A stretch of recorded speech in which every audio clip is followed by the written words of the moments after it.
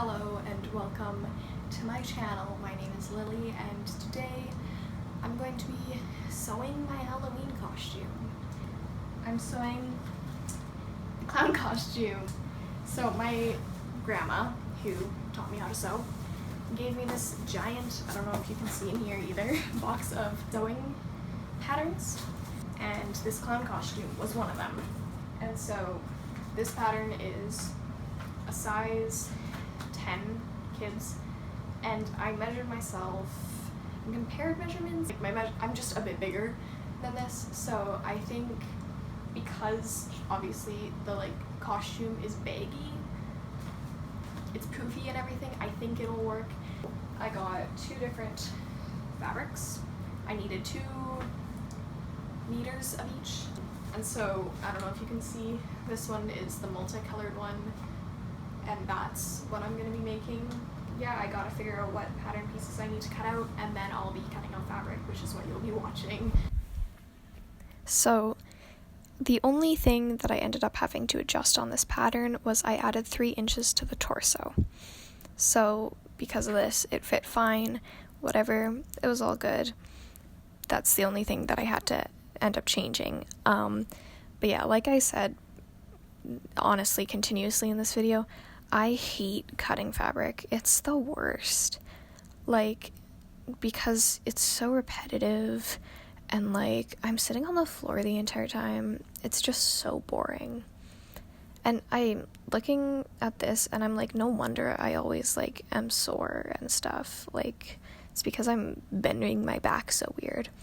But anyway, and I do lots of weird methods for cutting. Why am I on my toes like that? Who knows? But anyway, after I finished cutting out this entire fabric, the pieces from this fabric, I realized I forgot to wash my fabric. I was very sad. I needed to throw it in the wash, so I couldn't cut out fabric, which, as we all know, is my honestly favorite thing to do. I had to wait till the next day. It wasn't actually a big deal. But anyway, so I just threw in those pieces and the whole other fabric, and it didn't shrink too much. It shrunk more than I wanted it to, but didn't shrink as much as I, was prepared for. So I just needed to do a couple trims as I was sewing seams with the other pieces. But all in all, it was pretty fine, and cutting went pretty smoothly. So I finally finished cutting out my fabric pieces. I'm going to start sewing now. Yeah, it's only taken me forever to finish cutting out, but we're on to the sewing, which is the fun part. Looking at that section that just played, I sound so sad. I don't know why. But anyway, I just decided to iron the fabric just to make sure that there wasn't too many wrinkles from washing it. Alright, so I'm looking at the directions. The first thing is to do the front and back pieces and to stitch the center seams of both of them. And then the second part is the sleeves. So I'm going to pin that all together for the first step. So here you can see me just lining up the edges, pinning the seams. Pinning is another thing that I don't like about sewing. I realize now that there's lots of parts about sewing that I don't like, but all in all, I really like sewing. So I don't know, I feel like lots of things though are like that. I enjoy doing it, but there's the little parts I don't enjoy. So I don't know if that's just me, I'm insane and I just like to complain, but whatever. Anyway, so I sewed the center seams. You can see whenever I'm on my sewing machine and doing long seams, the camera moves around because where my phone is recording, it's on a stack. So every time my sewing machine goes, it wobbles the table and then it moves my camera. So I'm sorry for that. But you can see here, I just had to trim the seam a little bit to make sure that it would fit because of the, shrunk fabric. But it turns out fine. It's okay. And after every seam I do, I just used pinking shears on it to prevent fraying, so that it doesn't fall apart on me ever, hopefully. Okay, so the next step that I need to do is to sew the casing onto the sleeve pieces. So I made some bias tape, it took me forever. So I'm going to pin it on here and then sew it. And then I'll do that on the other sleeve as well. So you can see here, in order to make sure that the bias tape was the right spot compared to the casing line on the pattern piece, I actually just laid out my pattern piece on top of the fabric to make sure it was lined up while I was pinning it and I wasn't pinning it some weird way. And then I just sewed it like how you sew bias tape, just as close to the edges of the tape, or bias tape, it's actually fabric, not real tape, as I could. And it worked pretty smoothly, straightforward, and then I did the exact same thing just on the other sleeve. Alright, so the next step is to do a 1 centimeter just fold over the ends of the leaves, and then put rickrack or some type of trim on it. I don't really have a good trim, so I'm just gonna do the 1 centimeter folded over and then fold it over again to make it like a proper hem, and then that'll be what I do for that, and I just won't add any rickrack or trim because I don't have enough of any type of trim to do both sleeves and both legs. So that's what I'm gonna do. And then you put the elastic in and then attach the sleeve to the main bodies, and then I'll let you know what's next. So the next step was to do the elastic and thread it through the casing. So what I did to cut the elastic and make sure it fit my wrist was I cut it to my wrist length plus 1 3/4 inches.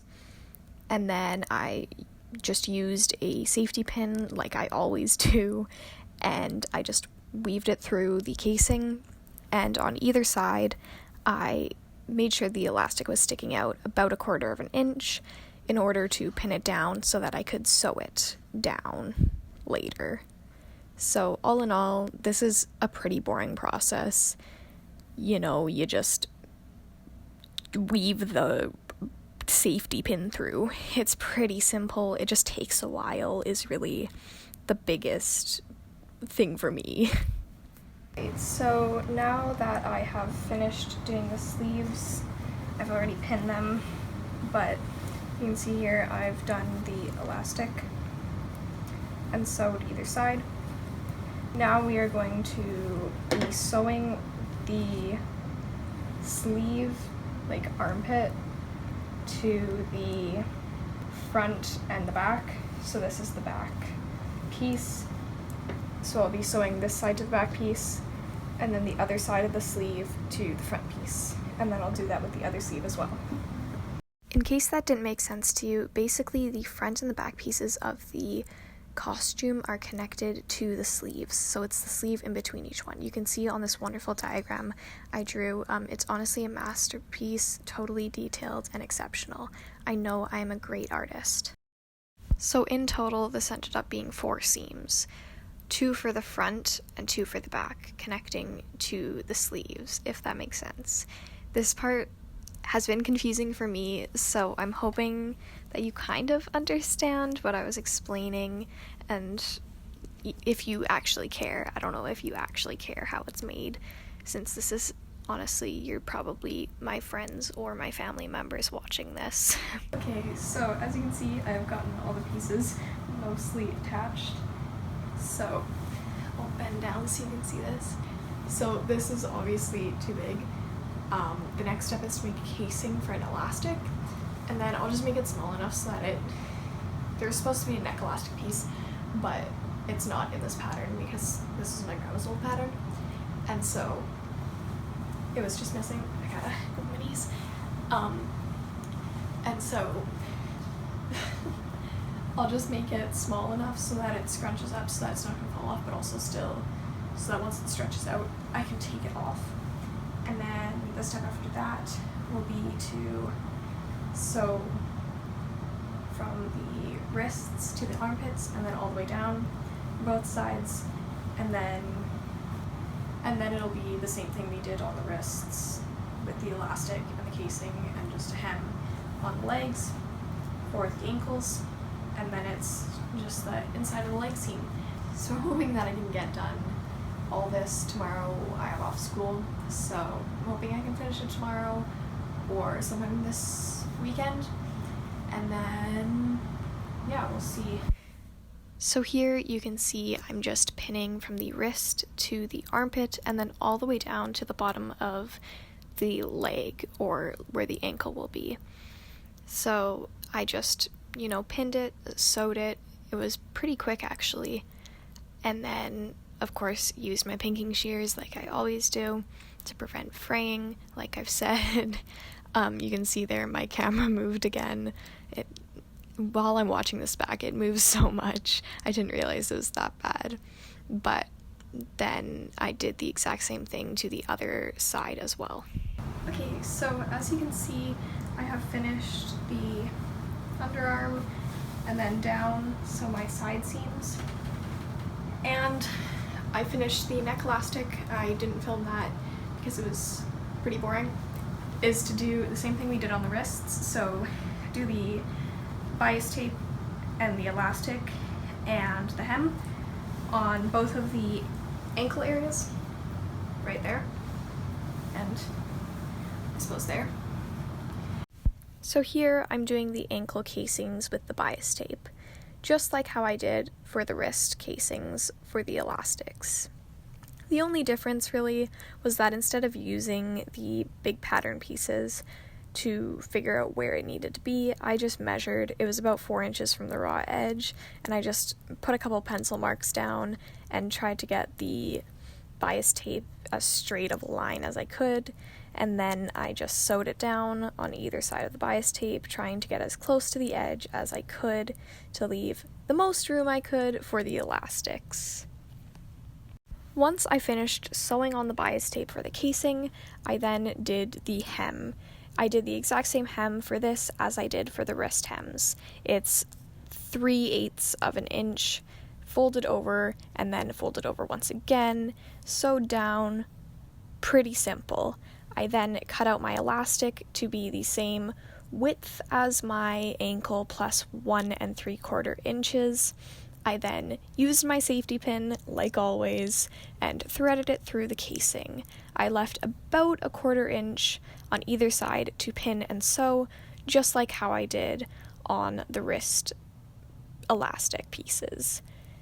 Once I finished sewing the elastic, I then did what I'm calling the inner leg seam. It's just from one ankle to the crotch or whatever top of the leg, and then back down to the other side of the ankle, just one stitch or one seam. I guess it's multiple stitches. And then, just like always, I just cut it with the pinking shears to prevent any fraying. So I'm done what the clown costume pattern said I needed to do, but I've decided I want to add pockets on either one of the legs, and then it does tell you to do pom-poms. I'm going to add 3 pom-poms. I got some yarn from the Dollar Tree, and I have a pom-pom maker, so I'll be doing that after my pockets. Okay, so I just printed out a whatever pattern, sew-on pattern pocket, and then I cut it out. I cut out my fabric. It was 1/4 inch seam, so I just folded it about 1/4 inch. I'm not too worried about how, precise it is. And then I'm doing, I think it's 1/2 inch folded over twice hem. So I'll sew that first, and then, so I'm thinking that this fabric will be on this pattern side, and then this fabric will be on this pattern side, and then I'll do one of them above where my waist is, and then one of them more on my leg, so that they're really crooked, so that it looks more like a clown costume. So I'll sew these hems, and then I'll pin them onto my actual costume. The hems for these were so simple, but man, trying to get my costume legs maneuvered around and everything in there, I definitely should have done the pockets sooner before I actually put this together, but now I know for next time that is very hard to do. Okay, so I think that I'm going to do this pocket higher up, and then I'll straighten it out or whatever so that it actually is not, falling down. And then this one, it'll probably get moved around a little bit while I, actually pin it in place. But that's what I'm gonna do for the pockets. So I'll actually take this costume off instead of just sewing with it on, since that would be dangerous. And then after that is pom-poms. Okay, so after a little bit of struggle, I have my pockets sewn on. I have my yarn for my pom-poms just in them because that was easier for me. So took a little bit of moving around, but I think they're okay. And then I'm onto the pom-poms, so I have these 3 colors of yarn and then a pom-pom maker. So I'll make my pom-poms and then I'll sew them on here. So here I just did the pom-poms, just with this pom-pom maker, pretty simple, just really repetitive, so it takes a little bit. You just wrap it around both sides of the pom-pom maker, cut the yarn, put a string of yarn, I used anyway, through to hold it all together, tie it off. Tons of tutorials if you actually want to know how to do it. But then once I finished all 3, I just took my widest needle or biggest eye of the needle, whatever, and I used a needle threader, but then it broke. The wire piece broke off after 1.5 of my pom-poms were done. So my mom came up with a really good strategy. You just loop a string, so you go in and then back through the eye, creating a loop, put the thread through there, and then pull the string through, pulls the yarn through. I don't know. I figured it out with some of my mom's guidance, so thank you, Mom.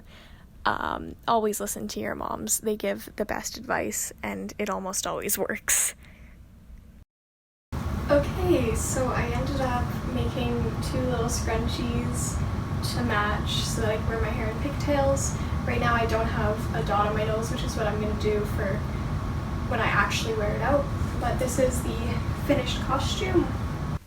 So here are some final shots of me wearing it. Honestly super happy with how it turned out. I think it looks pretty good. Pom-poms are a bit uneven, which I honestly think adds to the clown effect. And then here, this is a picture of me when I wore it to school for Plaid Day. Honestly kind of embarrassing walking down the halls dressed as a clown,